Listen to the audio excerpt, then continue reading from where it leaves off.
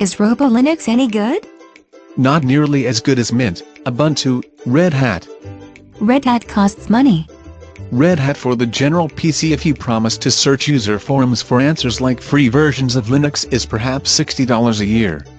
Robolinux charges you $5 to install, and that's assuming there aren't additional charges. I've heard a lot of good stuff about Robolinux. It is one of the only Linux versions that actually puts out press releases to promote itself.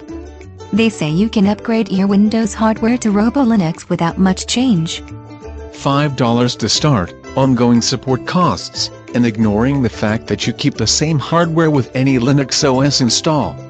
Robolinux has a stealth VM inside of Mint and Linux to let you install Robolinux on the PC and then keep all the current applications running within Linux VM.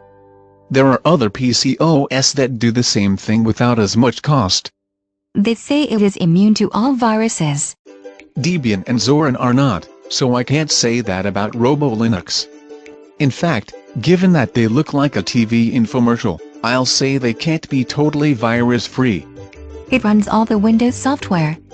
Get Mint, Debian or Zorin installed and you can have both the Windows emulator and Mac emulator. There's tons of free software available for installation.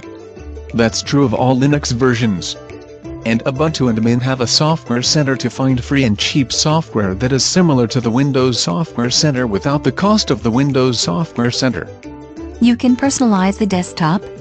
With other Linux versions, you can update the entire user interface to GNOME or KDE and tweak it as you'd like. You aren't impressed? Is anything from an infomercial ever good?